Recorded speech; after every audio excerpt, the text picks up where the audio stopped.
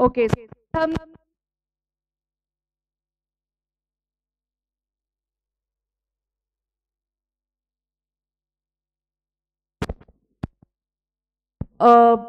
Website देखी थी CA institute की, सिलेबस डिटेल में देखा था क्या क्या टॉपिक्स है। टोटल कितने टॉपिक्स है अकाउंट्स में? 10। ओके, 2 मॉड्यूल्स है, 2 बुक्स है। फर्स्ट बुक में 7 टॉपिक्स थे। ओके, एंड 8, 9, 10 था इसमें सेकेंड मॉड्यूल में। सो टोटल 10 टॉपिक्स है आपको। उसमें से हमने एक टॉपिक कल स्टार्ट किया था, ओके, जिसका नाम है इन्वेंट्री। इन्वेंट्री का meaning, what is the meaning of inventory? Stock. Okay, stock मतलब इन्वेंट्री। स्टॉक का मीनिंग पता है क्या? गुड्स, हाँ, मतलब जो सेल नहीं हुए हैं गुड्स, वो वाले। Okay, that is stock. तो ये टॉपिक क्यों स्टार्ट किया था? क्योंकि आपके बीच में एक साइंस बैकग्राउंड का स्टूडेंट है, हर्षवर्धन, जिसको अकाउंट्स नहीं पता होगा ना, साइंस बैकग्राउंड था। तो इन्वेंट्री ये टॉपिक ऐसा है जो सबके लिए ही नया है। करेक्ट, आपको 11th-12th में इन्वेंट्री टॉपिक नहीं था, तो फिर सारे एक समान हो गए ना, तो उसको कुछ अलग नहीं लगेगा। ओके, और अकाउंट्स का नॉलेज लगता ही नहीं है इसको। डेबिट क्रेडिट का नॉलेज इन्वेंट्री टॉपिक को नहीं लगने वाला है, एडलेस प्लस माइनस का नॉलेज लगेगा। ओके, तो कल हमने ये टॉपिक स्टार्ट किया था, तो आपके फ्रेंड्स आपको बताने वाले हैं क्या क्या कल सीखा था। मैं सिर्फ क्वेश्चंस पूछने वाली हूँ उनको। सो हमने बिजनेसमैन देखे थे, एक होता है मैन्युफैक्चरर, एक होता है ट्रेडर, उनके पास ही ज्यादा स्टॉक होता है। तीसरा कौन था? सर्विस प्रोवाइडर था। ओके, मैन्युफैक्चरर मतलब प्रोड्यूसर्स, हाँ, मतलब वो खुद मैन्युफैक्चर करेंगे और खुद सेल करेंगे। ओके, उसमें हमने किसके एग्जाम्पल्स एक दो बताओ उनके लिए? टाटा। टाटा खुद मैन्युफैक्चर करते हैं। ओके, जैसे कि कार है, टाटा मोटर्स, कार मैन्युफैक्चर करते हैं और सेल भी करते हैं। ओके, और क्या एग्जाम्पल? रिलायंस।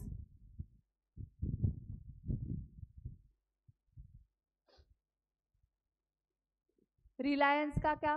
मैन्युफैक्चरिंग में कौन सी इंडस्ट्री लेनी है आपको? बहुत सारे इंडस्ट्रीज है रिलायंस के।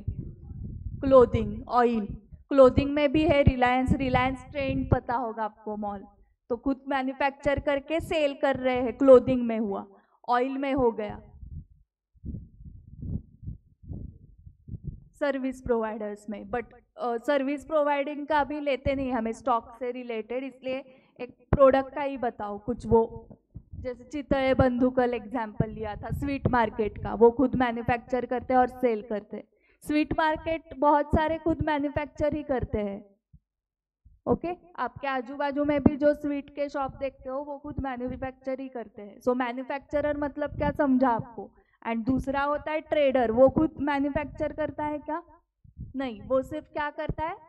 होलसेल में परचेस करके रिटेल में सेल करता है। एग्जाम्पल्स क्या लिए थे? ग्रोसरी शॉप लिया था, general stores, medicals, correct, medical store,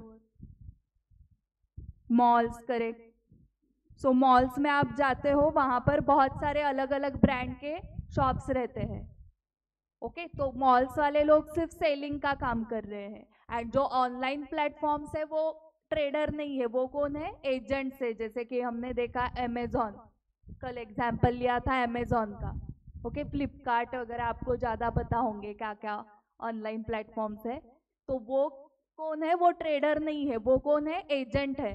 क्योंकि अमेजॉन थ्रू आप किसी दूसरे का प्रोडक्ट परचेस करते हो ना, करेक्ट। अमेजॉन ट्रेडिंग नहीं कर रहा है, अमेजॉन आपको सेल नहीं कर रहा है। अमेजॉन थ्रू आपने फॉर एग्जाम्पल कॉटन किंग का शर्ट परचेस किया, चितळे बंधु की बाकरवड़ी आपने ऑनलाइन ऑर्डर की। ओके, तो मतलब सेलर चितळे बंधु था, एंड अमेजॉन या फ्लिपकार्ट वो सिर्फ क्या है? सेलिंग का एजेंट है। वो ऑनलाइन प्लेटफॉर्म था वो सिर्फ। ओके, तो स्टॉक उनके पास तो कुछ नहीं रहेगा, एजेंट है ना वो, उसको तो सिर्फ कमीशन मिलता है उसका। सो एजेंट के पास तो स्टॉक नहीं है। फिर स्टॉक किसके पास होता है? मैन्युफैक्चरर है, ट्रेडर। इसमें से मैन्युफैक्चरर के पास ज्यादा स्टॉक होता है। क्या क्या टाइप के स्टॉक होते हैं इसके पास? रॉ मटेरियल, क्योंकि वो परचेस रॉ मटेरियल करेगा। हमने किसका एग्जाम्पल लिया था? शर्ट्स का। तो शर्ट का जो मैन्युफैक्चरर है वो, अगर आपको कॉटन के शर्ट्स मैन्युफैक्चर करने हैं तो आप क्या परचेस करोगे as a raw material? Cotton. Silk के शर्ट करने हैं तो सिल्क परचेस करोगे, करेक्ट? सो जो मैन्युफैक्चरर है वो डायरेक्टली शर्ट परचेस करेगा क्या? नहीं। सो यहाँ पर रॉ मटेरियल हम ले रहे हैं कॉटन, क्योंकि हम कॉटन के शर्ट्स पैंट्स प्रिपेयर करने वाले, मैन्युफैक्चर करने वाले। देन उसके बाद second stage is WIP। Full form याद है क्या? Work in progress. उसका और एक नाम है अनफिनिश्ड गुड्स। मतलब हम मैन्युफैक्चरिंग हमने स्टार्ट किया, इमेजिन करो फैक्ट्री में बहुत सारे वर्कर्स सिलाई मशीन पे बैठे हैं और शर्ट्स मैन्युफैक्चर कर रहे हैं, और आज आ गया 31 मार्च, तो आधे अधूरे शर्ट्स हैं उनके, कंप्लीट नहीं हुए हैं, तो वो क्या है? अनफिनिश्ड गुड्स है। ओके। और उसके बाद फिनिश गुड्स, मतलब 31 March is the last date of the year ना। कैलेंडर ईयर क्या होता है? Jan to December. And accounting year क्या होता है? April to March, financial year, correct. So 31 March को जो शर्ट्स कंप्लीट हुए हैं उसको क्या बोलेंगे? Finish goods. सो यहाँ पर इनकम्प्लीट शर्ट्स आ गया हमारा, एंड यहाँ पर कंप्लीटेड शर्ट्स। सो ये आपको लिखना है तो लिख सकते हो। जिनके पास मॉड्यूल है मॉड्यूल में ही लिखा तो भी चलेगा, अंडरलाइन किया वहाँ पर तो भी चलेगा। ICI का मॉड्यूल जिनके पास है वो लाओ, जिनके पास नहीं है वो नोटबुक में लिखो। मैन्युफैक्चरर के पास क्या क्या होता है? Raw material, WIP, finish goods.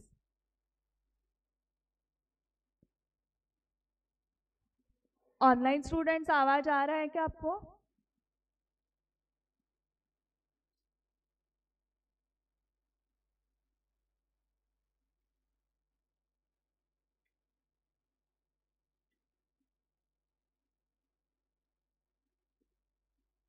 Packing material भी देखा था क्या कल? हाँ, पैकिंग मटेरियल भी लगेगा, क्योंकि जितने शर्ट्स आप मैन्युफैक्चर करोगे आपको सेल करते वक्त पेपर बैग कुछ तो लगेगा ना, पैक करके आप सेल करोगे। सो पैकिंग मटेरियल का भी स्टॉक मेंटेन करना पड़ता है। सो पैकिंग मटेरियल में कुछ भी आ सकता है जिसमें वो पैक कर रहे हैं, वो उसका भी स्टॉक मेंटेन करना पड़ेगा। सो जो मैन्युफैक्चरर है उसके पास बहुत सारे स्टॉक होते हैं, रॉ मटेरियल, अनफिनिश्ड गुड्स या work in progress, finish goods, packing material, और क्या? Stores and spares. And trader के पास कौन से गुड्स होते हैं? Traded goods, finish goods. हाँ, so finish goods word use करेंगे हम मैन्युफैक्चरर के केस में, क्योंकि उसको स्टार्ट से फिनिश तक जाना है। इसको फिनिश कुछ है ही नहीं, क्योंकि इसने स्टार्ट ही नहीं किया ना, ये सिर्फ ट्रेडिंग करता है। ओके। सो ट्रेडेड गुड्स मतलब जिसमें वो बिजनेस कर रहा है वो। सो ग्रोसरी शॉप के लिए groceries traded goods, medical stores के लिए मेडिसिन आर ट्रेडेड गुड्स, जो क्लोथ्स सेल कर रहा है उसके लिए क्लोथ्स हो गया ट्रेडेड गुड्स। तो इसके पास इतना ही स्टॉक मेंटेन करना है उसको विथ पैकिंग मटेरियल। ओके। सो इसको बहुत कम स्टॉक मेंटेन करना है। ट्रेडर को सिर्फ क्या है? गुड्स, ट्रेडेड गुड्स हैं,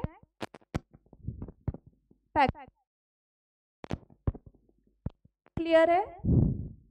इसके बाद मेथड्स देखे थे क्या हमने वैल्यूएशन के? ओके, सिर्फ नाम देखे थे।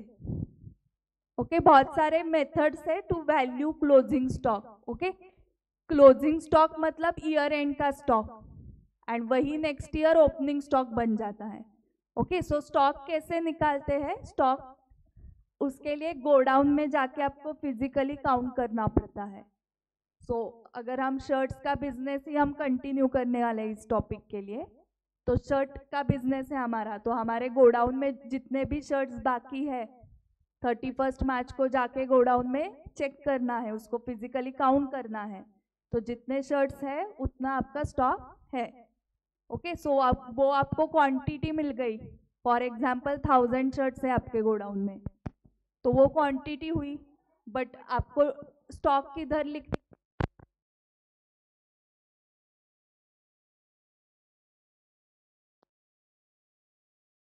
है ना। ओके, वहां पर हमें क्वांटिटी नहीं लिखनी है। 1000 शर्ट्स ये क्वांटिटी हुई, वहां पे 1000 शर्ट्स की आपको अमाउंट लिखनी होती है, trading account credit side and balance sheet asset side को। तो वो अमाउंट कैसे लिखते हैं, तो वो आपने 11th स्टैंडर्ड में सीखा था, कॉस्ट और market price which ever is या हायर लोअर, करेक्ट। ओके, सो कल हम देख रहे थे वो कॉस्ट कैसे कैलकुलेट करना है, एंड फाउंडेशन में आने के बाद मैंने क्या बताया था, कॉस्ट और मार्केट प्राइस की जगह कॉस्ट और net realisable value whichever is lower. Okay, and net realisable value NRV कैसे आता है वो भी बताया था। हाँ, market price less selling expenses, correct. Okay, so cost कैसे कैलकुलेट करना है, उसके ये मेथड्स है। So what is the meaning of inventory, ये हमने कल सीखा था, आज भी हमने रिकैप किया उसका। ओके, इन्वेंट्री मतलब जो सेल नहीं हुए हैं वो गुड्स। अभी सेकेंड पॉइंट आपको सीखना है कि मेथड्स क्या क्या है कॉस्ट निकालने के। ओके, तो देखो क्या क्या मेथड्स है। एक है स्पेसिफिक आइडेंटिफिकेशन मेथड, दूसरी है फीफो। फीफो का फुल फॉर्म बताओ। First in first out. Third method है एवरेज प्राइस, फोर्थ मेथड है weighted average price, and fifth method है एडजस्टेड सेलिंग प्राइस। ओके, कल हमने नाम ही देखे थे, सिर्फ मेथड डिटेल में सीखी नहीं है, नए स्टूडेंट्स के लिए बताता हूँ।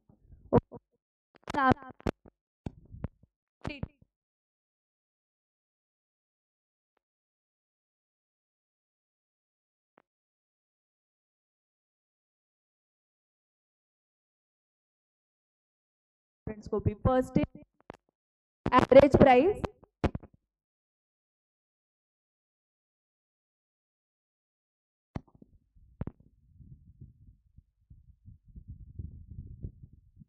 थर्ड पॉइंट क्या सीखना है, understand the method of inventory record keeping.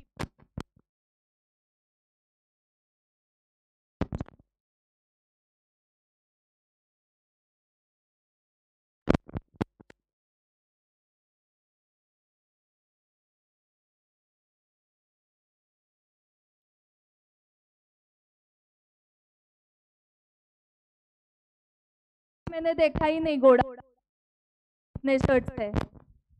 Okay, मैंने सिर्फ डायरेक्टली कब देखा, 31 मार्च को देखा कि 1000 शर्ट्स है, तो मैंने रिकॉर्ड कब रखा है, directly last date of the year. Okay, so ये जो रिकॉर्ड कीपिंग है, इन्वेंट्री का रिकॉर्ड रखना है आपको, उसके मेथड्स है कि आपको डेली रिकॉर्ड रखना है, मंथली रखना है, वीकली रखना है, डायरेक्टली ऐसे लास्ट डे को चेक करना है। ओके, तो उसके दो मेथड्स है, perpetual inventory system and periodical inventory.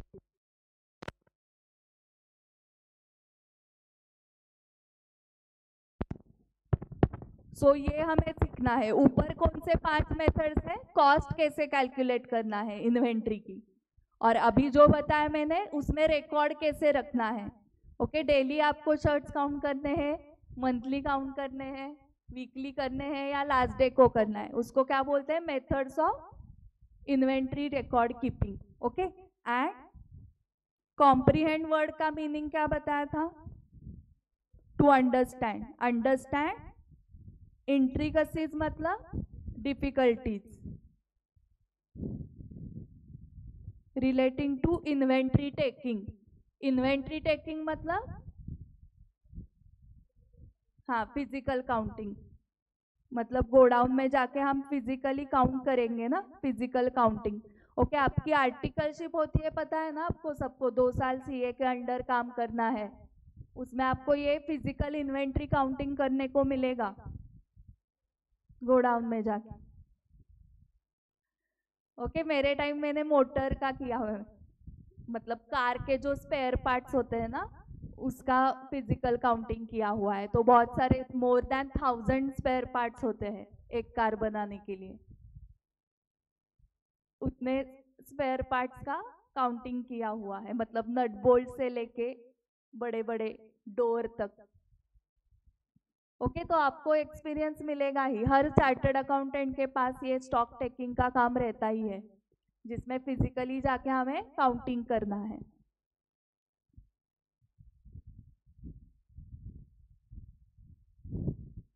So we are going to understand difficulties relating to physical counting। Physical counting करते वक्त क्या क्या डिफिकल्टीज आ सकते हैं। सो इस पूरे टॉपिक में सब कुछ स्टॉक रिलेटेड है। फिर ये चार्ट देखा था कि मैन्युफैक्चरिंग कंसर्न के केस में क्या क्या होता है, raw material, work in progress, finish goods, store and packing material. Trading concerns के केस में traded goods. Now how to determine the cost of inventory. Okay so cost of inventory, cost निकालने के लिए ये सारे मेथड्स है। Okay methods को उन्होंने दो इसमें कैसे डिवाइड किया है, historical cost method and non historical cost method, ऐसे दो इसमें डिवीजन किया है। हिस्टोरिकल कॉस्ट मेथड मतलब क्या, शर्ट बनाने के लिए जो भी खर्चे आएंगे, कॉस्ट आएगी, वो सब ऐड करते जाओ, तो वो हो गई historical cost method. And non historical cost method, non historical cost method मतलब आपकी कॉस्ट कितने भी रहने दो, उससे काउंट नहीं करना है, मतलब खर्चा ऐसे नहीं काउंट करना है। उसमें क्या मेथड है, एक ही मेथड है उसमें, एडजस्टेड सेलिंग प्राइस, मतलब आपकी जो शर्ट की सेलिंग प्राइस है उसको एडजस्ट करके कॉस्ट निकालनी है। और क्या एडजस्टमेंट करनी है, कल बताया था, selling price minus profit. Okay तो आपको लॉजिकली समझ में आया होगा, सेलिंग प्राइस माइनस प्रॉफिट किया तो भी कॉस्ट ही मिलता है, एंड सारे कॉस्ट की एडिशन करते जाओ तो भी कॉस्ट ही मिलती है। ओके सो दोनों मेथड से हमें कॉस्ट कैलकुलेशन सीखना है, हिस्टोरिकल कॉस्ट मेथड से भी and non historical cost method से भी। नॉन हिस्टोरिकल कॉस्ट मेथड के अंडर एक ही है एडजस्टेड सेलिंग प्राइस, एंड ये कल हमने लिखा था ना, selling price minus profit. And historical cost method में फिर से दो टेबल्स थे कि गुड्स या inventory not ordinarily interchangeable and inventory ordinarily interchangeable. Not ordinarily interchangeable मतलब इंटरचेंज कर सकते हैं या नहीं कर सकते, नहीं कर सकते, नाम में ही है देखो उसके, नॉट ऑर्डिनरीली इंटरचेंजेबल। इन्वेंट्री मतलब स्टॉक, ऑर्डिनरी मतलब जनरली।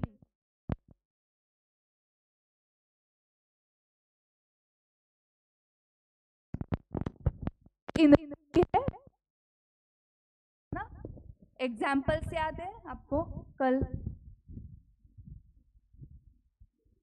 हाँ कस्टमाइज प्रोडक्ट्स, करेक्ट, एक डिजाइनर कार का एग्जाम्पल लिया था हमने, करेक्ट।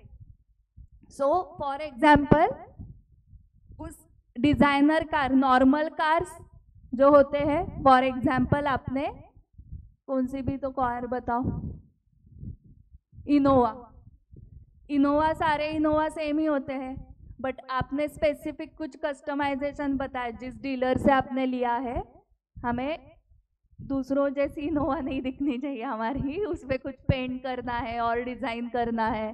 ओके तो आपकी कार डिजाइनर कार हो गई, करेक्ट, तो आपको एडिशनल कॉस्ट पे करनी पड़ेगी ना उसके लिए, क्योंकि आपको डिजाइन करके लेना है। तो वो क्या हो गया, वो इन्वेंट्री जो है वो इंटरचेंज नहीं हो सकती। ओके सो इसलिए उन्होंने पहले इन्वेंट्री को, मतलब गुड्स को डिवाइड किया है कि ऑर्डिनरीली इंटरचेंजेबल है तो ये 3 मेथड्स लगाओ, बट इंटरचेंजेबल नहीं है, कस्टमाइज्ड है। ओके तो ये एक ही मेथड लगा। ओके डिजाइनर कार का कल एग्जाम्पल लिया था, और एक एग्जाम्पल कुछ हॉस्पिटल्स में स्पेसिफिक इक्विपमेंट्स बना के लेते हैं, उस हॉस्पिटल की रिक्वायरमेंट है वैसे, तो वो इक्विपमेंट वो सिर्फ उसी हॉस्पिटल को एप्लीकेबल है, मतलब वो इक्विपमेंट दूसरा कोई परचेस नहीं कर सकता। तो उस केस में क्या होगा, not ordinarily interchangeable, because that equipment is specifically design as per the requirements of that hospital. Okay मतलब बेसिकली इसमें यही प्रोडक्ट्स आने वाले हैं, कस्टमाइजेशन वाले। सो इस केस में कितने मेथड्स दिख रहे हैं आपको, एक ही मेथड है, स्पेसिफिक आइडेंटिफिकेशन मेथड से कॉस्ट कैलकुलेट करनी है ऐसे कस्टमाइज प्रोडक्ट्स के लिए। ओके स्पेसिफिक आइडेंटिफिकेशन मेथड मतलब क्या, नाम बहुत टेक्निकल दिख रहा है बट लॉजिकल है, कॉमन सेंस है। वो अगर स्पेशल इक्विपमेंट है तो उस भी होगा ना, स्पेशल है, आइडेंटिफाई करके उस इक्विपमेंट को बनाना चाहा, वो उसकी कॉस्ट हो गया। This is specific identification method. Designer car के लिए वो क्या करेंगे, नॉर्मल इनोवा कार बनाने के लिए जो खर्चा आया, जो सबके लिए एप्लीकेबल है, that cost plus additions of design, हो गया कॉस्ट उसका। सो एक ही मेथड है, specific identification method. Okay adjusted selling price method समझा आपको, selling price minus profit. Specific identification method भी समझी। अभी इसमें क्या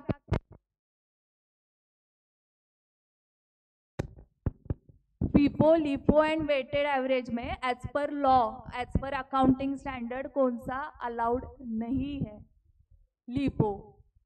करेक्ट, ये कल बताया था बट वो सिलेबस में है, उसके ऊपर क्वेश्चंस आते हैं। Okay FIFO, LIFO, weighted average, तीन मेथड सीखने हैं। उसमें से एक का फुल फॉर्म आपने बताया, first in first out. LIFO का बताओ, last in first out. Weighted average already full form में ही है, उसको आप शॉर्ट मत करो। सो ये तीन मेथड्स डिटेल में हमें सीखने हैं। हाँ एंड इसमें से कौन सी भी एक कि आपको कॉस्ट फाइंड आउट करनी है इन्वेंट्री की, ठीक है। आइदर और, सारे मेथड्स नहीं लगाने हैं, एक ही मेथड, पांचों में से कितने हो गए, ये तीन और हाँ चार, पांच में से एक मेथड लगा के कॉस्ट आएगी। देन नेक्स्ट क्या करना है, कॉस्ट आने के बाद basis of inventory valuation, cost आने के बाद उसको कंपेयर करना है with NRV, net realisable value के साथ कंपेयर करना है, and whichever is less उस पे इन्वेंट्री स्टॉक वैल्यू होगा, ठीक है। कॉस्ट कैसे निकालना है, any one of the 5 methods. NRV कैसे कैलकुलेट करनी है वो लिखा है, market price less selling expenses. 11th में क्या सीखा था आपने, कॉस्ट और market price, which ever is lower. But यहाँ पर कॉस्ट और मार्केट प्राइस नहीं है, यहाँ पर कॉस्ट और NRV, कॉस्ट और net realisable value, whichever is lower, ठीक है। एंड अगर आपको एग्जाम में मार्केट प्राइस ही दिया है, ओके तो आपको समझना है कि मार्केट प्राइस ही NRV है, सेलिंग एक्सपेंसेस 0 है, ऐसे एज्यूम करो एग्जाम में, ठीक है। ओके NRV ढूंढते मत बैठो, नहीं दी है तो MRP ही NRV है, मार्केट प्राइस ही NRV है, ठीक है। विच एवर इज लोअर, ये एग्जाम्पल देखा था कल, कॉस्ट इसकी 10,000, market price 12,000, so which ever is lower, so inventory value होगा 10,000 पे। सेकेंड केस में cost 10,000, market price 8,000, so which ever is lower, market price 8,000 पे वैल्यूएशन होगा। ओके मार्केट प्राइस या NRV।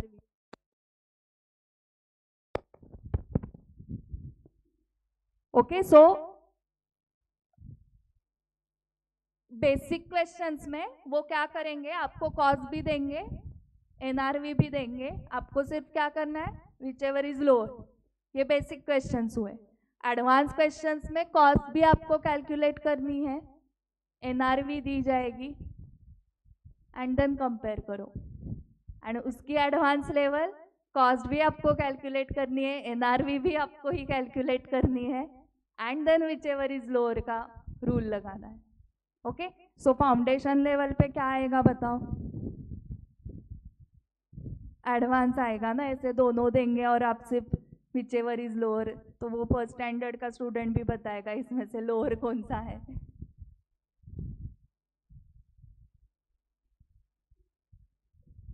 तो ये कल एक इलस्ट्रेशन 1 हमने किया था। सो मैंने कौन से लाइन से क्वेश्चन पढ़ने के लिए बोला था, याद है क्या, लास्ट लाइन से। सो लास्ट लाइन यहाँ पर थी ना, determine the value of closing stock. Surekha limited deals in 3 products PQ and R which are neither similar nor interchangeable। Okay, so ये आपने हाईलाइट किया था क्या, nor similar nor interchangeable. So इस केस में कॉस्ट कैलकुलेट करने की एक ही मेथड है, कौन सी, inventory not ordinarily interchangeable, specific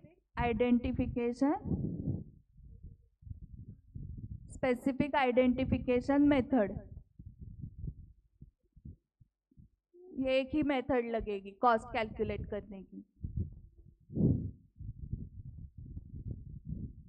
जिनके पास मॉड्यूल है आप चार्ट में जाके देख सकते हो। नॉट ऑर्डिनरीली इंटरचेंजेबल के केस में एक ही मेथड है, specific identification method. Okay, so not ordinarily interchangeable है, ये कैसे समझा हमें, स्पेसिफिक क्वेश्चन में दिया था कि सुरेखा लिमिटेड के पास जो गुड्स है, 3 प्रोडक्ट्स है PQR, वो सिमिलर नहीं है, are neither similar nor interchangeable, interchange भी नहीं हो सकते हैं। तो इस केस में एक ही मेथड है, specific identification method. At the end of financial year क्या हुआ, the historical cost and NRV of items of closing stock are given below. So आपको कॉस्ट भी दी है, NRV भी दिया है, एंड आपको उन्होंने क्वेश्चन पूछा है determine the value of closing stock. So PQR item से इसकी cost rupees in lakhs and net realisable value दिया था। ओके, तो 38 एंड 42, इसमें से लोअर कौन सा है, 38, 29 तो 29 ना मतलब, एंड 17 एंड 14 में से 14। सो आंसर ऐसे लिखना था आपको, item historical cost net realisable value and rupees in lakhs, ये लिखना पड़ेगा। ये नहीं लिखा तो 0।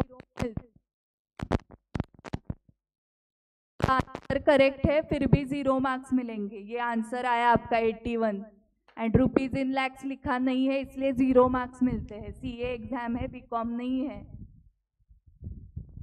क्योंकि 81 मीनिंग अलग है एंड 81 लैक्स का मीनिंग अलग है, फर्क समझता है आपको। 81 लैक्स, सो ये लिखना इतना इंपॉर्टेंट है।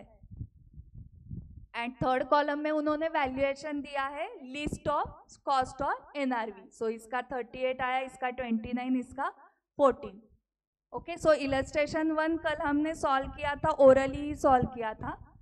ओके, आप ये लाइन लिख सकते हो एग्जाम में, inventories are to be valued at the lower of cost and NRV।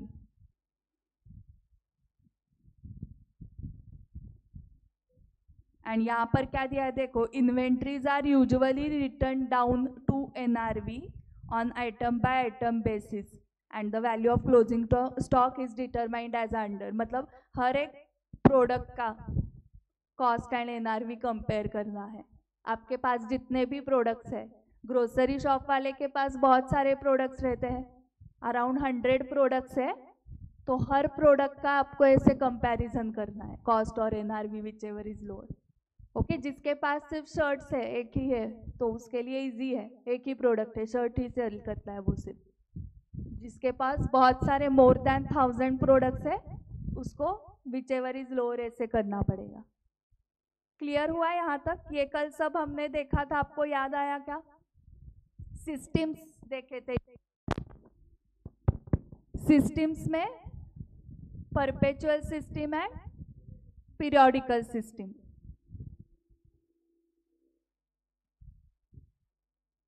Inventory record की सिस्टम्स, मतलब इन्वेंट्री का काउंटिंग कब करना है, उसके दो सिस्टम्स है। एक है periodic inventory system.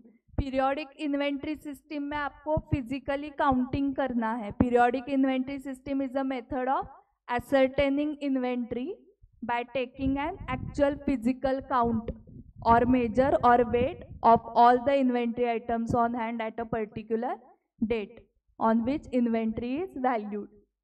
So actually physically count करना है। मेजर और वेट कौन से केस में करोगे? ब्रैकेट में उन्होंने मेजर और वेट ऐसे भी दिया है। वेट किसके करो में काउंटिंग कब होगा? शर्ट्स के केस में। ओके राइस काउंट करते बैठोगे क्या? राइस का क्या करोगे? Weight. Correct. So food grains बोलते हैं ना इन सबको, धान्य, मराठीत धान्य। धान्य काउंट नाही करत बसणार आहात तुम्ही, वेट करणार आहात। ओके एंड मेजर क्या करना है? हाँ, तो कौन से प्रोडक्ट के केस में आएगा वो? करेक्ट। और क्या मेजर? मतलब आपको काउंट नहीं करना है ऐसे 1 2 3 4, जैसे शर्ट्स पैंट्स क्लोथ्स के केस में हम काउंट करेंगे ना 1 2 3 4। ओके जो भी फूड ग्रेन्स वाले आइटम्स है, ओके या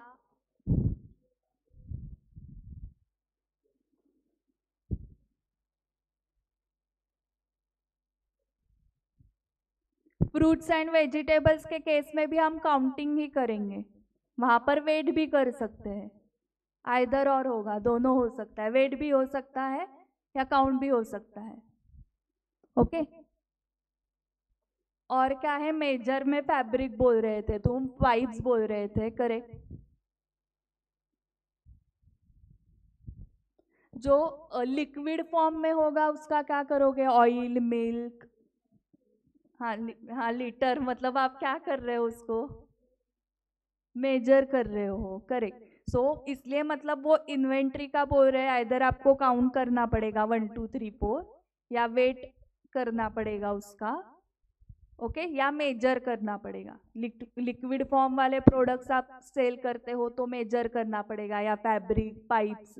ओके इतने मीटर का फैब्रिक है मेरे पास।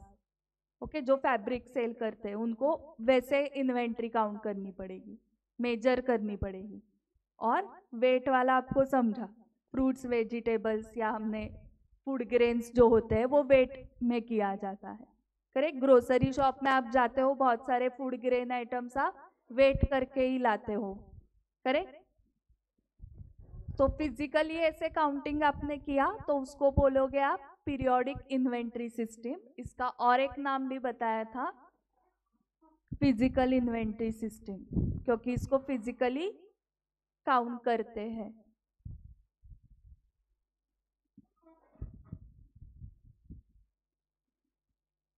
सो ओपनिंग इन्वेंट्री आपके पास अमाउंट रहेगी, सर्कल्स देखो, परचेसेस की भी अमाउंट रहेगी एंड फिजिकली आपने stock count. As a resulting figure क्या मिलेगा? Cost of goods.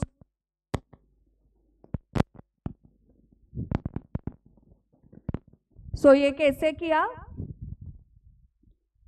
शर्ट्स के एग्जाम्पल 2000 शर्ट्स हैं मेरे पास ओपनिंग स्टॉक में पहले से ही। ओपनिंग स्टॉक कैसे मिलता है? लास्ट ईयर का क्लोजिंग इज करंट ईयर का ओपनिंग, और 1000 शर्ट्स आपने परचेस किए। सो यहाँ पर मैं शर्ट्स परचेस कर रही हूँ, मतलब मैं ट्रेडर हूँ, मैं सिर्फ ट्रेडिंग करती हूँ, मैं डायरेक्टली शर्ट्स परचेस कर रही हूँ। सो ओपनिंग में मेरे पास 2000 शर्ट्स थे, ये क्वांटिटी बता रही हूँ।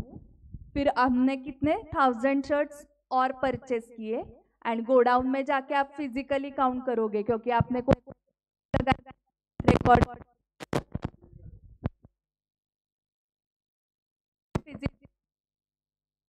को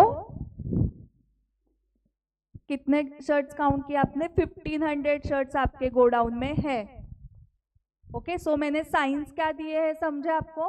ओपनिंग में 2000 ओपनिंग में परचेज किए 1000, सो टोटल हो गए 3000 माइनस 1500 जो गोडाउन में थे, तो सेल कितने हुए? 1500 सेल हुए हैं। तो आपको एज अ रिजल्ट क्या मिला? How many shirts are sold? Opening में 2000 थे, 1000 परचेज किए, 3000 अवेलेबल थे आपके पास टोटल, बट आप गोडाउन में जाके चेक करते हो तो 1500 ही काउंटिंग आता है। इसका मतलब 1500 सेल हुए हैं। ओके, गोडाउन में अगर काउंटिंग आ गया 1000 का तो 2000 सेल हुए हैं। ओके, सो ऐसे रिकॉर्ड किया जाता है, मेंटेन। ये मैंने किसमें बताया? क्वांटिटी में। इसको कॉस्ट से मल्टीप्लाई तो आपको स्टॉक की वैल्यू मिल जाती है। ओके, एक शर्ट का कॉस्ट हमने कर लिया था 100, सो 2000 इंटू 100, तो ओपनिंग स्टॉक कितना हुआ? 2 लाख। परचेसेस, एक शर्ट हम परचेस करते हैं 100 रुपीज को, सो 1000 इंटू 100 1 लाख, सो 3 लाख हो गया टोटल। एंड गोडाउन में कितने शर्ट्स थे? 1500 इंटू कॉस्ट ना एक शर्ट की 100, सो 1,50,000 इज क्लोजिंग स्टॉक बचा हुआ। एंड ये 3 lakh minus 1,50,000, 1,50,000, this is cost of goods sold. जो 50 हमने सेल किए हैं उसकी सेलिंग प्राइस है ना ये, या कॉस्ट है? कॉस्ट है। Okay, cost and selling price में डिफरेंस होता है या नहीं होता है? क्या डिफरेंस है? प्रॉफिट, करेक्ट, मिलेगा। तो 100 कॉस्ट है। Okay, so cost of goods sold है ये। एंड ये शर्ट आपको कितने को सेल करना है? कॉस्ट आपके एक शर्ट की 100 है, सेलिंग प्राइस बताओ कुछ दो।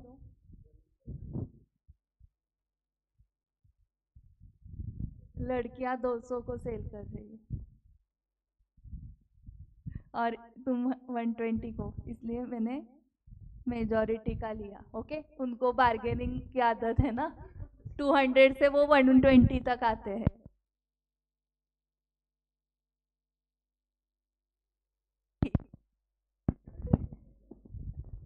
ओके, तो 100 में शर्ट परचेस करके हम 200 में सेल कर रहे हैं उसको। ओके, एंड यही करेक्ट है अर्णव। इसी पे ये जो आप ब्रांडेड कपड़े खरीदने जाते हो ना, उसकी एक्चुअल कॉस्ट बहुत कम रहती है, बहुत ही कम रहती है।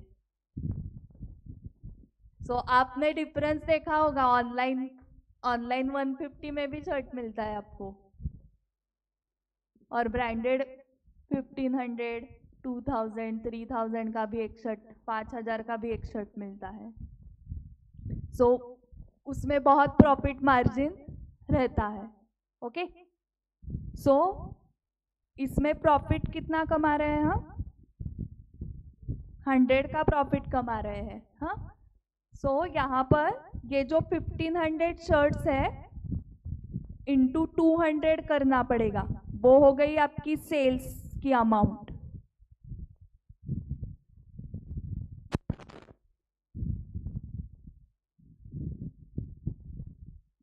एंड 1500 शर्ट्स जो हमने सेल किए उसकी कॉस्ट है 100 ना, तो ये हो गया कॉस्ट ऑफ गुड्स सोल्ड, या इसका और एक नाम है cost of sales. And then sales minus cost आपको मिलेगा profit, this is profit. 100 rupees है ना प्रॉफिट पर शर्ट, ऐसे हमने 1500 शर्ट सेल किए। ये समझ में आ गया है क्या? So there is difference between sales and cost of goods sold. So ये जो हम करने वाले हैं, इससे हमें सेल्स की अमाउंट मिलने वाली है क्या? नहीं, हमें मिलने वाला है कॉस्ट ऑफ गुड्स सोल्ड, और फिर उसमें प्रॉफिट ऐड करके सेल्स की अमाउंट मिलेगी। स्टूडेंट्स इसमें कंफ्यूजन करते हैं, उनको लगता है यही सेल्स की अमाउंट है। यही सेल्स की अमाउंट है तो समाज सेवा हो गई, फिर वो 100 में परचेस किया, 100 में सेल किया, तुम्हें क्या बचा? कुछ नहीं। ओके, समाज सेवा करने के लिए बैठे फिर।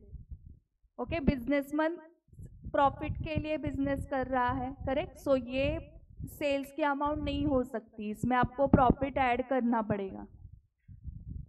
This is not sales, this is cost of goods sold. So periodic inventory system मतलब ही फिजिकल इन्वेंट्री सिस्टम, इसमें आपको क्या करना है? फिजिकली काउंट करना है।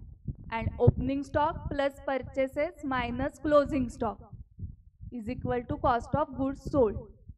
ओके, ये फॉर्मूला परमानेंट याद रखो। हाँ, opening stock plus purchases minus closing stock. And दूसरी सिस्टम हमने सीखी थी perpetual inventory system. Perpetual word का मीनिंग याद है क्या?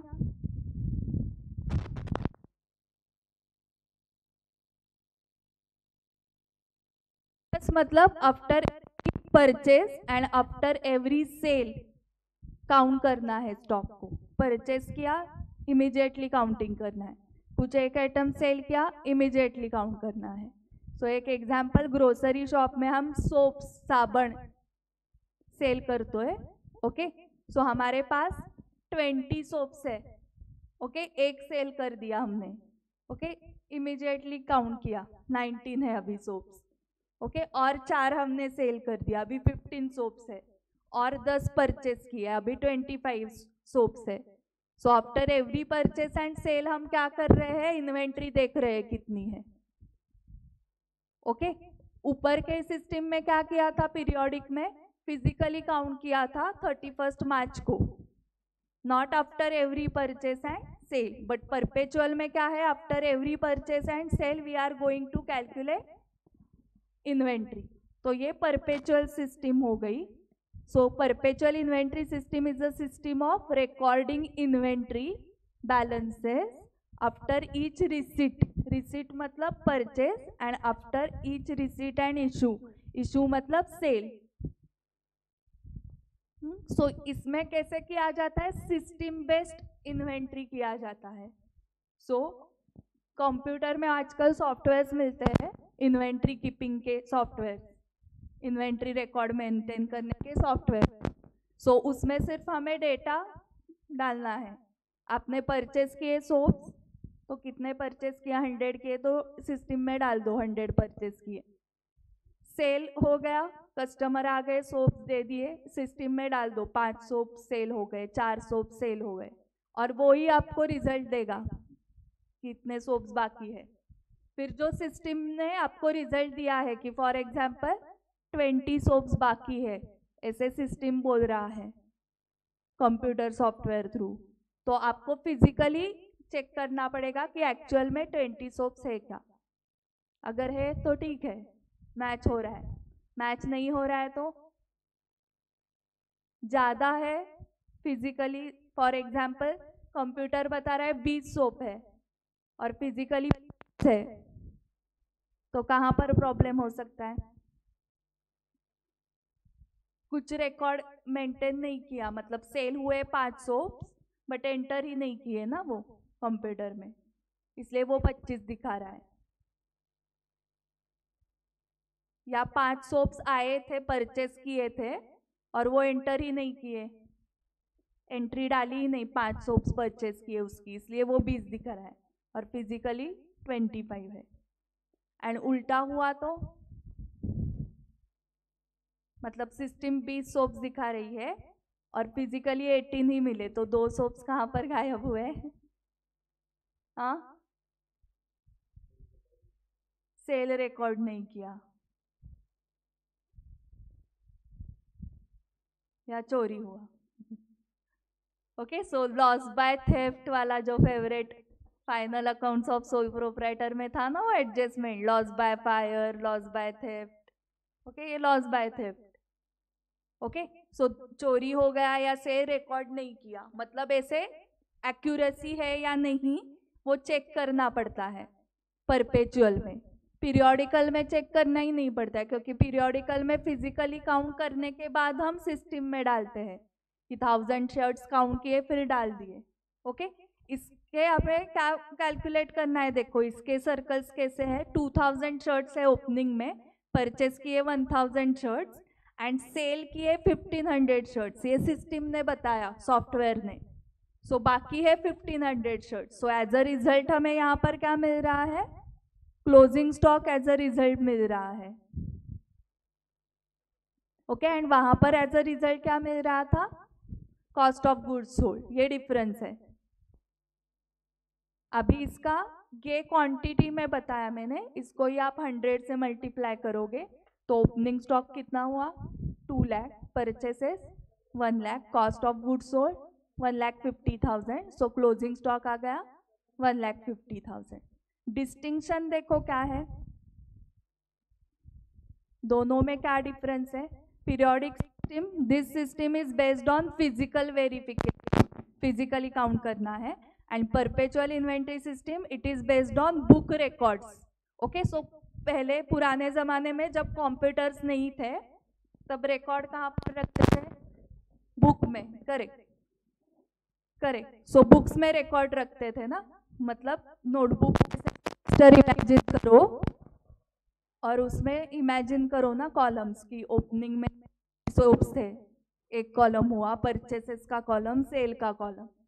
सो बुक रिकॉर्ड्स, अभी computer based records. Second difference क्या है, this system provides in and cost of goods sold at a particular. Okay, यहाँ पर ये सिस्टम जो है वो इंफॉर्मेशन देती है about inventory and cost of goods sold on a particular date. But यहाँ पर परपेचुअल में कंटिन्यूअस, आज पूछा तो भी पता है इन्वेंट्री कितनी है, कल पूछा तो भी पता है, क्योंकि इन्वेंट्री का काउंटिंग आफ्टर एवरी सेल होता है। सो यहाँ पर क्या है, it provides continuous information about inventory and cost of goods sold. Okay, periodical में आपको इंफॉर्मेशन कब मिलेगी, कंटिन्यूअस मिलेगी क्या, नहीं, ऑन अ पर्टिकुलर डेट मिलेगी। एंड परपेचुअल में कंटिन्यूअस, हर 15 मिनट के बाद पूछोगे तो भी मिलेगा, अभी कितना इन्वेंट्री है, अभी कितना इन्वेंट्री है। ओके, थर्ड क्या है difference, this system determines inventory, to determine मतलब टू कैलकुलेट।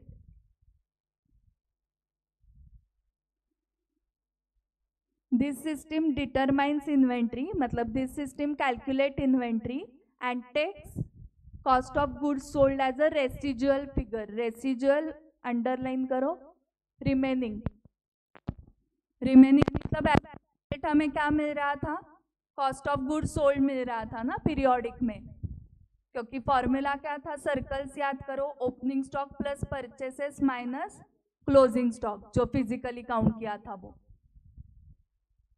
एंड परपेचुअल में एज अ रिजल्ट क्या मिल रहा है आपको, closing stock. It directly determines cost of goods sold and computes inventory as balance figure, मतलब ही रेसिजुअल फिगर, मतलब ही रिमेनिंग। फोर्थ क्या है difference, cost of goods sold as a result मिलता है ना इधर पीरियोडिकल में, तो it includes loss of goods as goods not in inventory are assume to be sold. Periodical में हम क्या करते हैं कि जो गुड्स इन्वेंट्री में नहीं है वो सेल हो चुके हैं, ऐसे एज्यूम करते हैं ना। 2000 में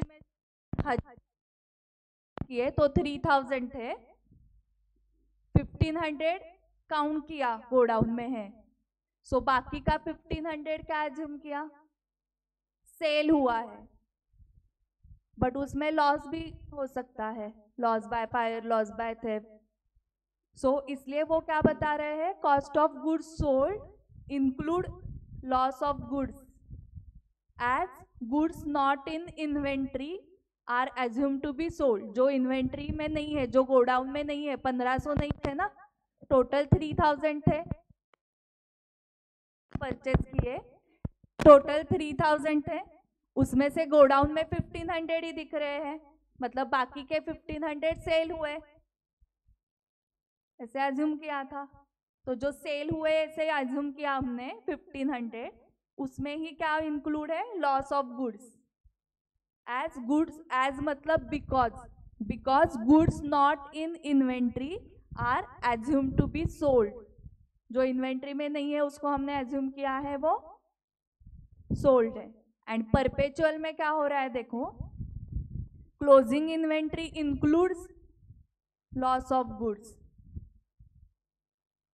एज मतलब because all unsold goods are assume to be in inventory. Okay, यहाँ पर सिस्टम थ्रू आता है ना, कंप्यूटराइज्ड। यहाँ पर किससे आता है, ओपनिंग क्या है, shirts 2000, purchases 1000, total 3000, and system बता रही है कि 1500 शर्ट सेल किए आपने, सो बाकी कितने हैं, 1500। ओके, सो इन्वेंट्री वो बता रही है सिस्टम कि 1500 शर्ट्स हमारे आपके पास होने चाहिए इन्वेंट्री में, तो उस गुड्स भी आएंगे ना, loss by theft, loss by fire, वो तो सिस्टम ने रिकॉर्ड ही नहीं किया है। कंप्यूटर ने सिर्फ क्या रिकॉर्ड किया है, ओपनिंग, परचेसेस एंड सेल जो हुए हैं शर्ट्स उतने ही, और फिर कंप्यूटर बोलता है कि बाकी के इन्वेंट्री में चाहिए आइडियली।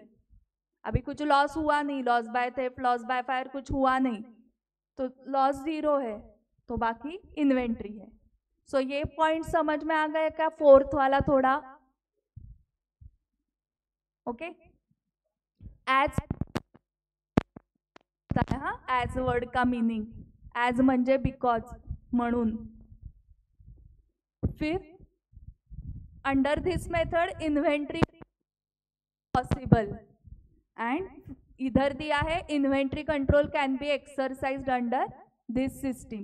तो what is inventory control, so inventory control मतलब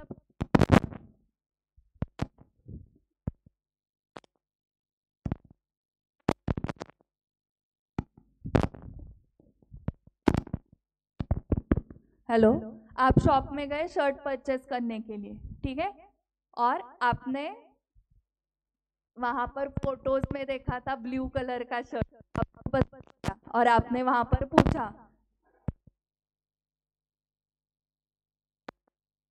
और वो स्टाफ तो चलेगा क्या आपको, वो बोलता है white colour,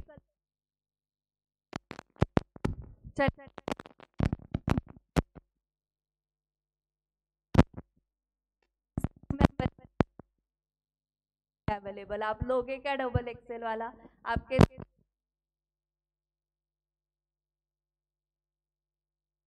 is good business. Friends को जाके क्या बताओगे, अरे उस दुकान में मैं गई था ना, वो स्टॉक ही बताते, 2 बार गई थी मैं, दोनों स्टॉक ही है शर्ट्स जो मुझे पसंद आए थे, ये अच्छा नहीं है। ओके, सो आपको अगर पता है कि ये ब्लू कलर का शर्ट M साइज का खत्म आने को आया है, तो आपको नेक्स्ट ऑर्डर चाहिए कि नहीं, नहीं तो कस्टमर आ गए और आप बोल रहे हो कि नहीं है हमारे पास ये। ओके, सो इसको बोलते हैं inventory control. Okay, out of stock भी अच्छा नहीं है, एंड एक्सेस स्टॉक भी अच्छा नहीं है। एक्सेस स्टॉक मतलब क्या, कि जितना डिमांड है कस्टमर से उससे ज्यादा स्टॉक मेंटेन करना, इससे क्या हो जाएगा प्रॉब्लम,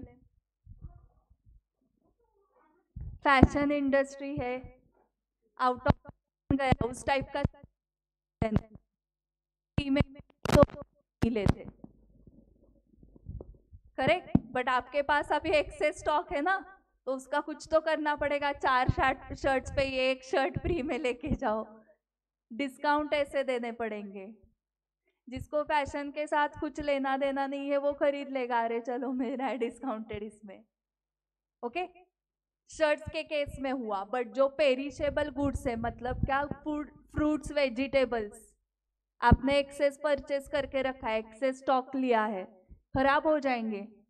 सो एक्सेस स्टॉक भी अच्छा नहीं है फॉर बिजनेस, लॉस हो गया ना, करेक्ट। आपने फ्रूट्स मंगवा के रखे, चलो मैंगो का सीजन है, ओके, बट आपको कस्टमर का अंदाजा होना चाहिए ना कि आपके पास कितने कस्टमर्स आते हैं, उतना ही स्टॉक मेंटेन करो, नहीं तो खराब हो जाएगा। एक्सेस स्टॉक भी अच्छा नहीं है एंड आउट ऑफ स्टॉक भी अच्छा नहीं है, तो आपको प्रॉपर स्टॉक मेंटेन करना पड़ेगा। वो प्रॉपर स्टॉक मेंटेनेंस मतलब इन्वेंट्री कंट्रोल, एंड वो कौन से सिस्टम में पॉसिबल है? परपेचुअल में वो पॉसिबल है, क्योंकि after every purchase and sale आप चेक करते हो इन्वेंट्री, सो आपको पता है कि इन्वेंट्री खत्म होने को आ रहा है। इसमें कभी तो जाके फिजिकली देखो, है ही नहीं कि फिजिकल काउंटिंग है ना पीरियोडिकल सिस्टम में, इसलिए वो बोल रहे इन्वेंट्री कंट्रोल ही नहीं है इधर। अभी तो जाओगे जब टाइम मिलेगा तब, चलो अभी कस्टमर नहीं है कोई, फिजिकली जाके काउंट करते हैं इन्वेंट्री, तो ये हो पीरियोडिकल सिस्टम में। So inventory control is not possible under this method, and inventory control can be exercised under perpetual inventory system. This system is simple and less expensive. कुछ नहीं है, एक्सपेंसिव नहीं है ना, जाके फिजिकली सिर्फ काउंट करना है। एंड यहाँ पर इट इज कॉस्टलियर मेथड, आपको सिस्टम लगानी पड़ेगी। ओके, कंप्यूटराइज सिस्टम है तो वो सॉफ्टवेयर चलाने के लिए एक आदमी रखना पड़ेगा ना, करेक्ट, नहीं तो खुद ओनर कर रहा है, बट उसको सिस्टम आया वहां पर। Periodic system requires closure of business for counting of inventory, business close करना पड़ेगा फिजिकली काउंट करने के लिए। ओके, बहुत बड़ी क्वांटिटी जिधर है, बहुत बड़ा स्केल है, वहां पर ये बंद करना होता है। आप छोटा शॉप इमेजिन करोगे तो बोलोगे मैम वो तो छुट्टी के दिन भी होगा ना, वो भी क्यों बंद रखना है। ओके, छोटे शॉप में एक दिन में हो जाएगा फिजिकल काउंटिंग, ओके, बट बड़े बड़े बिजनेस स्केल पे एक एक वीक के लिए बंद रखना पड़ता है बिजनेस, क्योंकि 1 वीक लगता है पूरा काउंट करने के लिए। एंड परपेचुअल में बंद नहीं रखना है business, inventory can be determined without affecting the operations of the business, उधर बंद नहीं रखना है, क्योंकि इन्वेंट्री कौन बताता है? सिस्टम बताती है, फिजिकली तो काउंट करना ही नहीं है। सो दोनों सिस्टम समझ।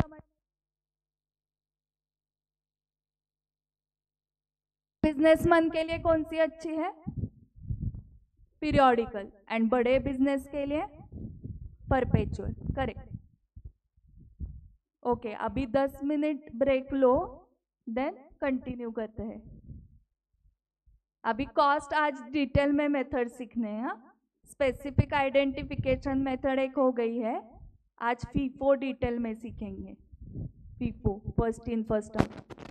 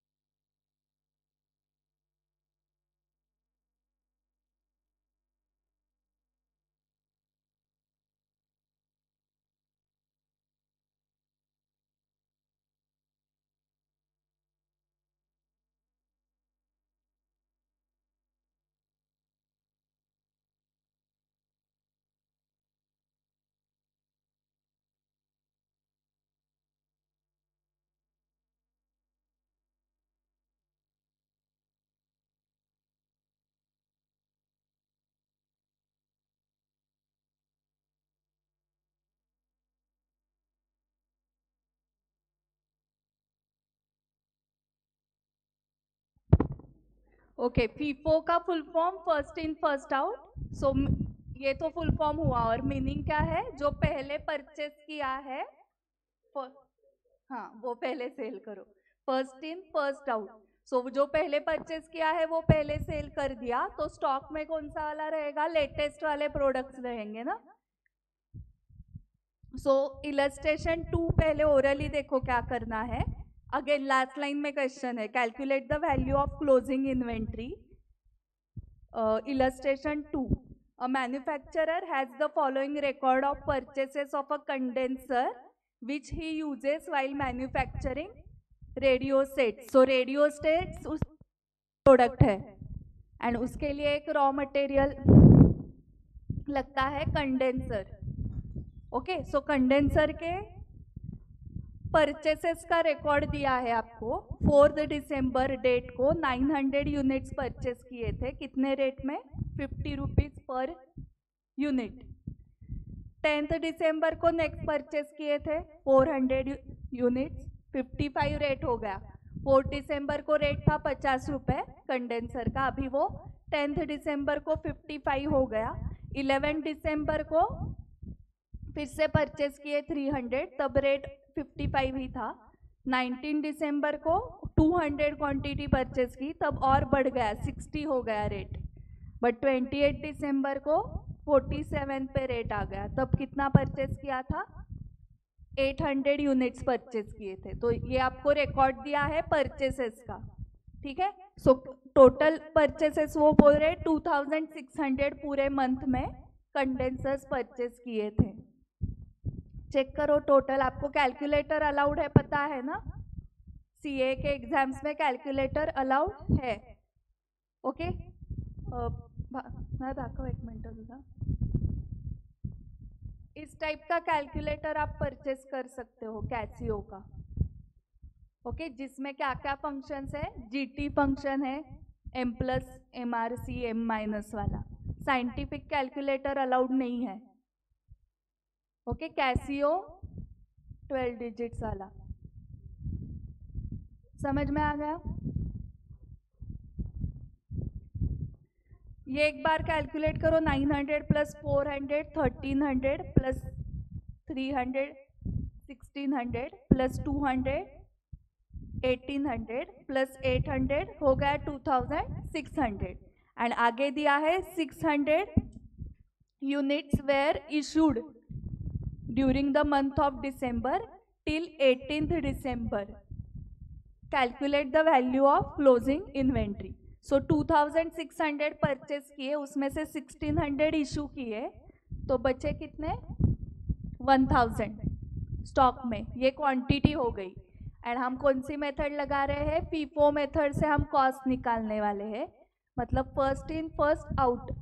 तो लेटेस्ट वाले स्टॉक में है ना 1000 क्वांटिटी, चलो 1800 क्वांटिटी लेटेस्ट वाली 47 रेट से, एंड रिमेनिंग ये 260 रेट से लेटेस्ट वाले स्टॉक में है, बाकी के सब सेल हो गए। ओके, इशूड मतलब यहाँ पर सेल नहीं हम कर सकते, कंज्यूम बोलेंगे, क्योंकि हमने कंडेंसर परचेस किए हैं, उससे हम बनाते हैं रेडियो सेट। हम मैन्युफैक्चरर है ना रेडियो सेट्स के। सो कंडेंसर हम कंज्यूम करते हैं रेडियो सेट में, and then radio set sell करते हैं। ओके, और ये जो 1600 जे इशूड वो कब तक इशू हुए हैं? दिसंबर 18 दिसंबर। सो अगर आप 11 दिसंबर के बाद कौन सी डेट है चेक करो, 19 दिसंबर के आगे के बाकी है आपके पास स्टॉक में। 18 दिसंबर तक के सारे 1600 है वो इशू हो गए। ओके, सो इसलिए आपके पास स्टॉक में कौन से है? 19 दिसंबर के एंड 28 दिसंबर के। 19 दिसंबर के जो 200 है वो कितने को परचेस किए थे आपने?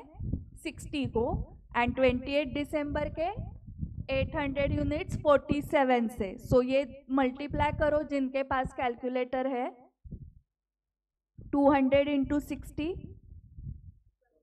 12,000 and 800 into 47 37,600 एंड उसकी टोटल 49,600. सो ये हो गया फीफो मेथड से कॉस्ट निकाली हमने.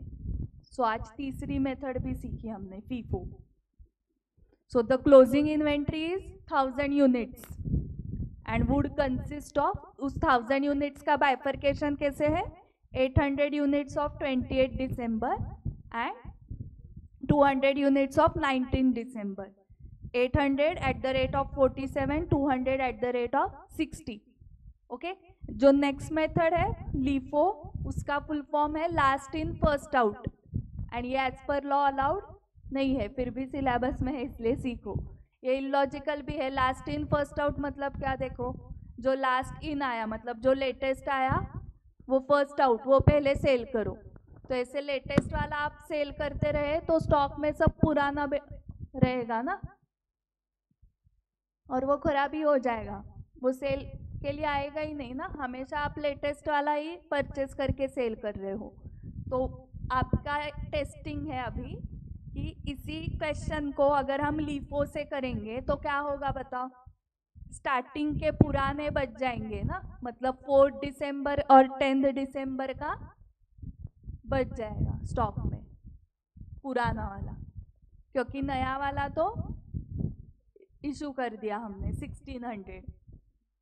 क्वांटिटी वही रखेंगे, टोटल क्वांटिटी 2600 है, उसमें से 1600 नए वाले जाएंगे ना अभी लास्ट इन में, लास्ट इन फर्स्ट आउट. सो पुराने वाले लिखो दिसंबर 4 के 900. लिखो, ये आपके इधर बुक में लिखो या रफ नोटबुक में लिखो, इसका चार्जिंग खत्म हुआ है. सो इसलिए लिखो आप दिसंबर 4 के ऐसे ही date, quantity rate. So date is December 4, quantity 900 and rate 50. And दिसंबर 10 के कितने लोग हैं, 100 ही लोग हैं ना, 1000 ही बाकी है ना स्टॉक में. तो दिसंबर 10 के 400 में से 300 गए और 100 ही रहेंगे, हमें टोटल 1000 स्टॉक में रखना है ना. सो दिसंबर 10 quantity 100 and rate 55.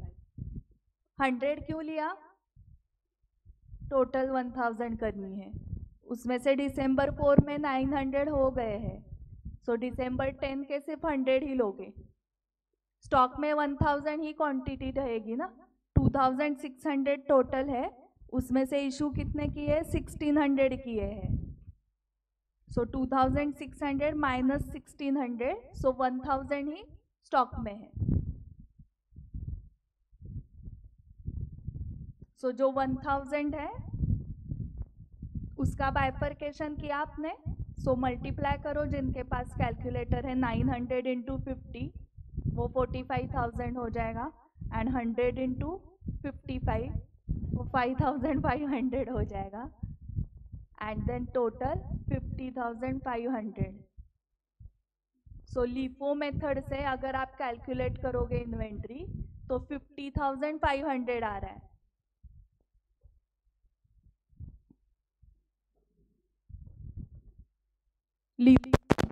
And FIFO से कितना आ रहा है, 49,600. ओके. लीफो से आया क्या सबका, ओके. आसपास के स्टूडेंट्स को पूछो, एक दूसरे को समझा क्या 50,500 कैसे आया.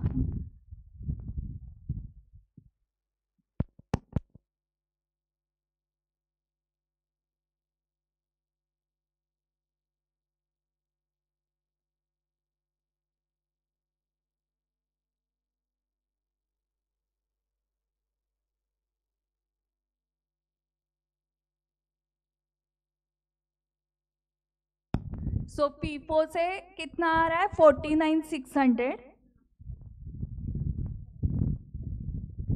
लीफो से 50,500. सो अलग अलग मेथड से कॉस्ट अलग अलग ही आने वाली है. ओके. सेम आएगी ही नहीं, क्योंकि फीफो में आपने वो 200 एंड 800 लिए थे क्वांटिटी, और उसके रेट्स थे 47 एंड 60 फीफो में। लीफो में आपने लिया है 900 एंड 100। 900 का रेट क्या था 50 एंड 100 का 55। हाँ, लीफो में। अभी सिंपल एवरेज थर्ड मेथड बता रही हूँ क्या करना है। सबके पास कैलकुलेटर है, जिनके पास नहीं है मोबाइल लो, मैं ही बता रही हूँ, मोबाइल लो, कैलकुलेटर वाला ऐप ओपन करो, उसमें से सिंपल एवरेज के लिए क्या करना है। क्वांटिटी हमें पता है, स्टॉक में हमारे पास कितने कंडेंसर्स है 1000। सिंपल एवरेज करना है। सबके पास आ गया क्या कैलकुलेटर, आइदर कैलकुलेटर या मोबाइल का। सो जितने भी परचेसेस किए उसका एवरेज करना है। सो कैसे, ये लो 50 plus 55 plus 55 plus 60 plus 47 267। Okay, so ये जो अलग अलग रेट्स है उसकी टोटल की हमने, और ऐसे शॉपिंग, ऐसे परचेसेस कितनी बार किया था 1 2 3 4 5, सो डिवाइडेड बाय 5, 53.4। ये होगा सिंपल एवरेज प्राइस। मतलब ऑन एन एवरेज हमने 53.4 इस प्राइस को कंडेंसर्स परचेस किए थे into 1000 quantity. 53,400 is the value of inventory as per simple average method.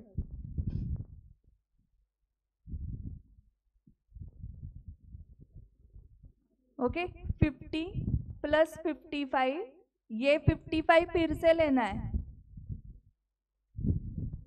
Plus 60 plus 47 267, और ऐसे 5 बार किया था परचेस, इसलिए डिवाइडेड बाय 5।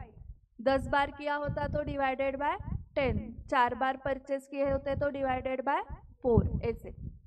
सो 53.4 सबका इंटू 1000 किया सबने, 53,400 आया, वो हो गया सिंपल एवरेज।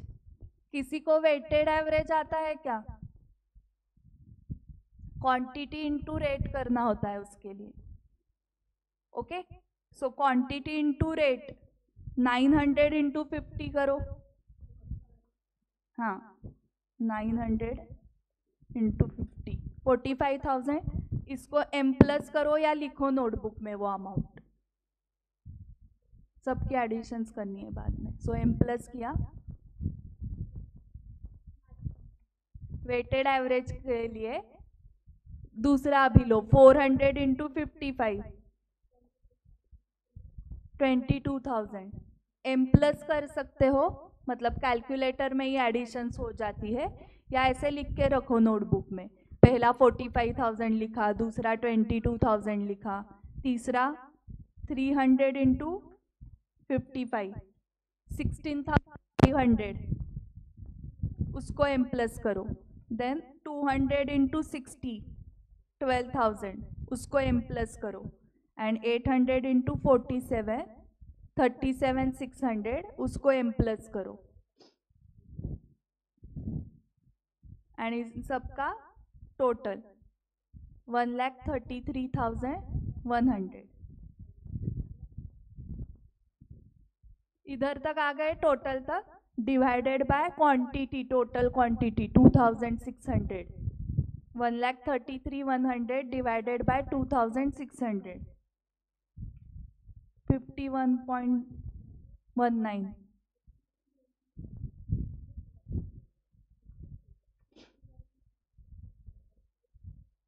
$2,600 जेवढं परचेस केलेलं तेवढं।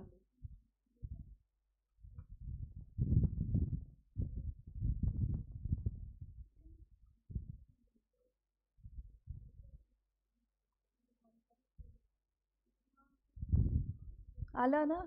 सो 51.19 समथिंग समथिंग 23 इंटू 1000 करो,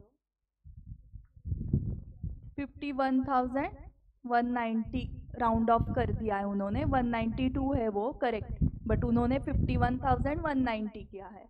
सो ये अमाउंट आ गई as per which method, weighted average. So simple average में सिर्फ प्राइस को ऐड करते जाना है, वेटेड एवरेज में ये करना होगा। ओके, सो दिसंबर 4 को हमने 900 क्वांटिटी परचेस की थी at the rate of 50। So 900 into 50 45,000 आ गए। Then 400 into 55, 300 into 55, 200 into 60, 800 into 47। So ये सब वैल्यूज आ गए, उसकी टोटल करनी है। ओके, सो कैलकुलेटर पे m प्लस का आपने कभी यूज किया है क्या? कैलकुलेटर जिनके पास है m प्लस यूज करो। धनश्री दे तिला करायला। m प्लस मोबाइल में नहीं होता है। सो कैलकुलेटर लगेगा। हाँ, क्या करोगे? जिनके जिनके पास मोबाइल है वो हाथ ऊपर करो। हाँ, अभी उनके आजू बाजू में जो है उनको दो कैलकुलेटर, उनको एक बार एक्सपीरियंस करने दो। आपको जैसे लगा मैम आ गया 51.19, ऐसे उनको भी एक्सपीरियंस करने दो 51.19 का।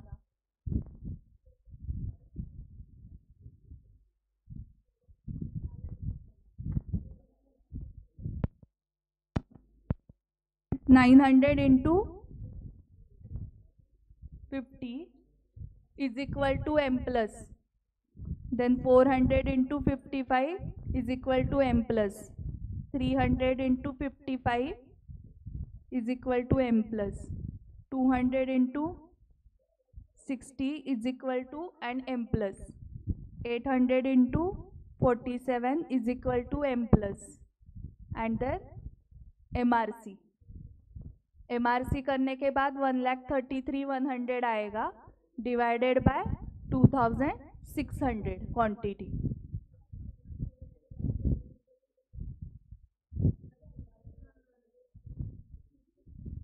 किमया सांग तिला कसं करायचं, करून दाखव तिला। हे पेज नंबर 4.16 वर जा। हो,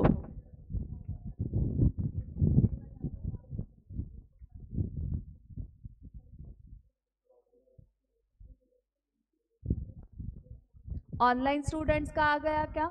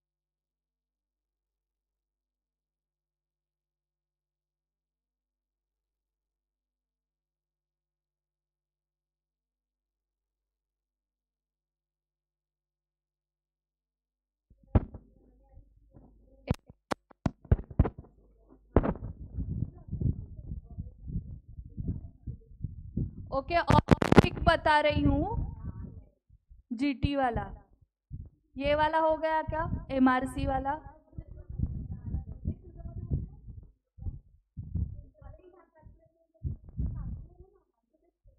कैसीओ वाला है।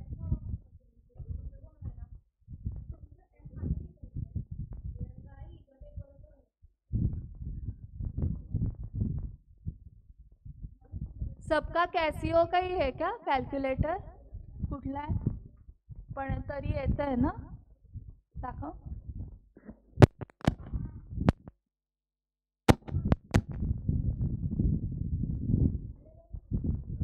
तुझ्या ह्याच्यात जीटी फंक्शन नाहीये, आहे. आता जीटी नी सांग.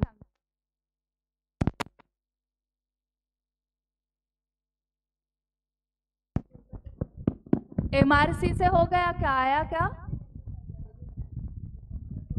आलं एमआरसी नी? आता जीटी नी बघा, फास्ट करा, जीटीचं सांगतेय.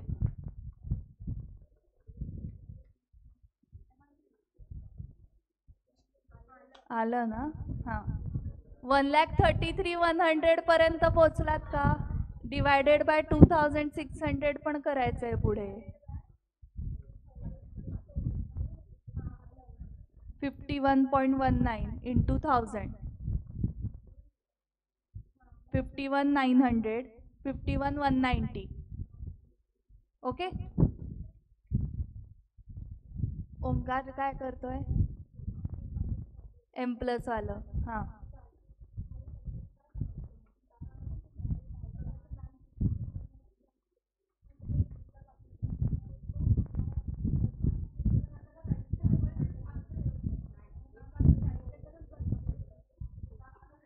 बॅटरी उन्हात ठेवायचं. उन्हात ठेव आता उद्या.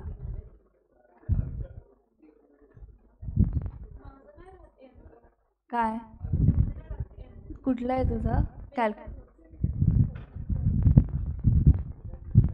ओरेवा?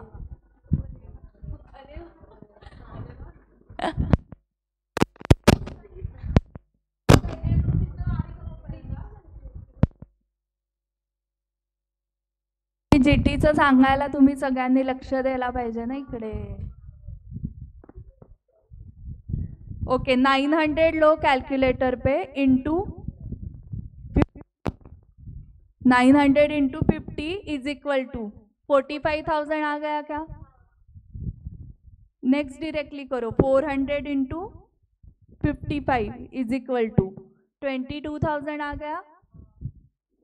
देन 300 इंटू 55 16,500 आ गया.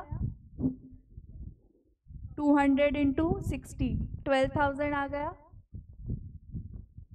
And 800 into 47 is equal to 37,600 आ गया. अभी डायरेक्टली जीटी दबाओ, 1,33,100 आ गया क्या? And divided by 2,600, 51.19 into 1000, 51,192. Okay, so GT वाला करने के लिए दो उनको, अगर एमआरसी से नहीं आ रहा है तो.